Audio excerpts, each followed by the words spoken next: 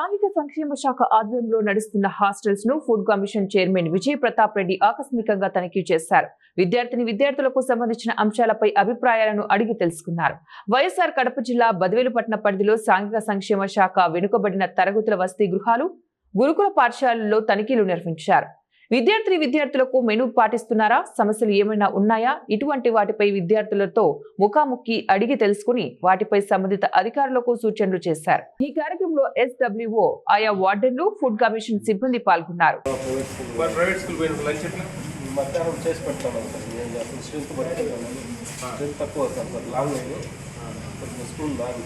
Morning breakfast ఇప్పుడు 30 మంది తింటున్నారు కదా, మీరు సాయంత్రం 70-80 అవుతుంది కదా. ఎక్కడ మీది కొన్న అకౌంట్లో పడుతుంది, దాదాపు 4000 దాకా PFలో పడుతుంది. మీరు రిజైన్ చేసినప్పుడు మీకు ఆ డబ్బులు వస్తాయి. ఎప్పుడైనా PF డబ్బులు 15 వరకు మీరు PF కట్టుకుంటే కన్నా పెన్షన్ వస్తుంది 60 దాటాక. చెప్పాలి అవన్నీ మీరు వివరంగా వాళ్ళకి ధైర్యం ఇవ్వాలబ్బా. లేదా 10,000కు 12,000 13,000కి ఏడ పని చేస్తారు చెప్పు.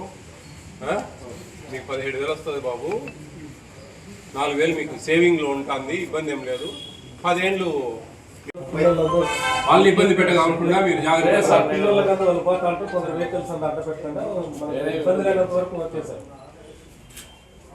సార్ కూడా చేసింది సార్, లోపలికి ఏం చేస్తారు తీసుకుంటారు. అవునా? ఎంతమంది వంట వాళ్ళు? ముగ్గురు రెగ్యులర్ వాళ్ళేనా? ఆర్డర్ రెగ్యులర్ ఉన్నారు కదా,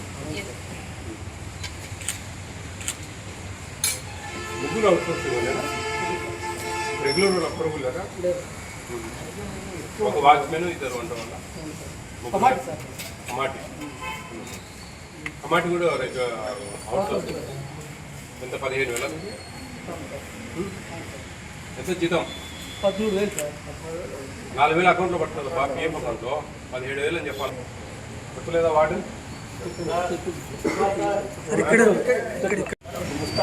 కార్యక్రమంలో మొత్తం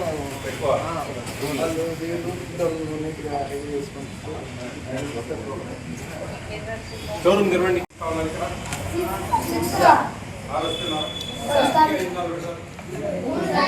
ఎన్ని ముక్కలు వస్తాయి? 3, 4